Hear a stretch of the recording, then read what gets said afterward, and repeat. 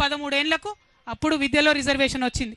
అంటే ఈ నెహ్రూ గారి రాజ్యంలో అన్యాయమే, ఇందిరమ్మ రాజ్యంలో బీసీలకు అన్యాయమే. తర్వాత రాజీవ్ గాంధీ గారు వస్తే ఇదే విపి సింగ్ గారు నేను అమలు చేస్తున్న మండల్ కమిషన్ రిపోర్ట్ అంటే పార్లమెంటులో గంటన్నర మాట్లాడతారు రాజీవ్ గాంధీ గారు. మాట్లాడి ఏమంటారు, బీసీలకు రిజర్వేషన్లు ఇస్తే ఈ దేశం విచ్ఛిన్నం అయిపోతుందని చెప్పి ఆనాడు రాజీవ్ గాంధీ గారు మాట్లాడినరు. ఇది చరిత్ర కాదని లేని వాస్తవం, ఇది తప్ప అని నేను కాంగ్రెస్ వాళ్ళని వాళ్ళు అడుగుతా ఉన్నా. ఆ తర్వాత 2006లో విద్యలో వచ్చింది రిజర్వేషన్. ఇక కొట్లాడంగా మరి సోనియమ్మ రాజ్యం వచ్చింది. సోనియమ్మ రాజ్యంలో 2011లో కులగణన చేస్తామని చెప్పి మొదలుపెట్టిండ్రు.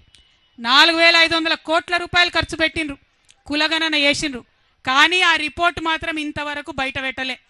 ఎందుకోసం భయం, మనం ఎంతమంది ఉన్నామో తెలిస్తే అంత వాటా ఇవ్వాల్సి వస్తుందని భయం తప్పితే ఇంకొకటి ఏమీ లేదు. 4500 కోట్లు ఖర్చు పెట్టి సోనియమ్మ ఆ రిపోర్ట్ ఇవ్వకుండానే వెళ్ళిపోయింది. ఆ తర్వాత బీజేపీ ప్రభుత్వం 2014లో వచ్చింది. వచ్చిన తర్వాత బీజేపీ వాళ్ళు కూడా ఆ రిపోర్ట్ బయట పెట్టలే.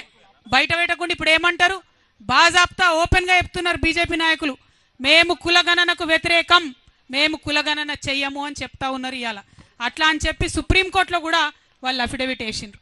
ఇవన్నీ ఎందుకు చెప్పుకుంటున్నామంటే 2 జాతీయ పార్టీలు, అది కాంగ్రెస్ కావచ్చు బీజేపీ కావచ్చు, అడుగడుగున బీసీలకు అన్యాయం చేసిరు తప్పితే ఎక్కడ కూడా న్యాయం చేయలే.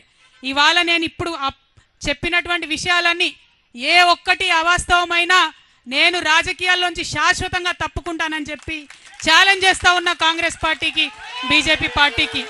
నేను కరెక్ట్ మాట్లాడుతా ఉన్నా, న్యాయబద్ధంగా మాట్లాడుతా ఉన్నా, ధర్మబద్ధంగా మాట్లాడుతా ఉన్నా. ఎవరన్నా ఈ భారతదేశంలో బీసీలకు న్యాయం చేసిరంటే అది కేవలం ప్రాంతీయ పార్టీలు మాత్రమే.